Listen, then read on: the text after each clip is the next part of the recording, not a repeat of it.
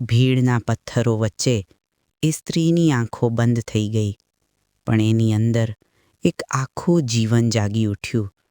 એક સમય હતો જ્યારે એ પણ આ જ ગામની હતી.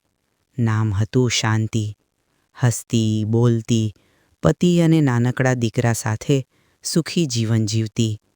એ કોઈ જાદુગરણી નહોતી, એ તો શિક્ષિકા હતી. એક રાતે ગામમાં આગ લાગી. શાંતિનો દીકરો આગમાં ફસાઈ ગયો. એ દોડી. લોકો ડર્યા. એણે બાળક બચાવ્યો, પણ પોતે બળી ગઈ.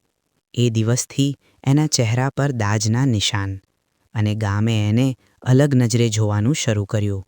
આ બચી કેવી રીતે? કોઈ જાદુ હશે. પતિ થોડા મહિનામાં મરી ગયો. કહેવાયું એના પર છાયા છે. શાંતિ એકલી પડી ગઈ, અને ગામે એને બહાર કાઢી. એ તળાવ પાસે પીપળ નીચે રહેવા લાગી.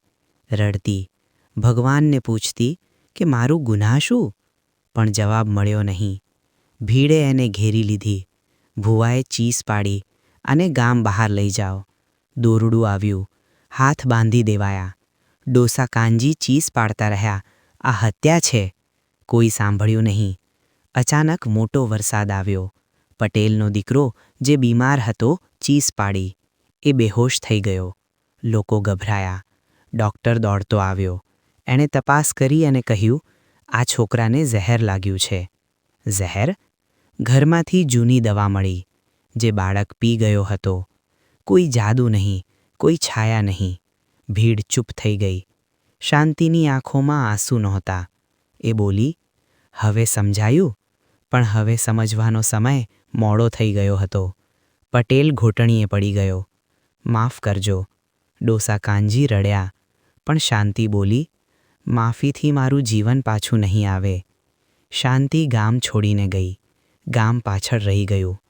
ડર, શરમ અને ખાલીપણું. વર્ષો પછી કાળાવાડમાં એક શાળા બની. બોર્ડ પર લખ્યું, અંધશ્રદ્ધા નહીં, સમજણ અપનાવો. પણ શાંતિ ક્યારેય પાછી આવી નહીં.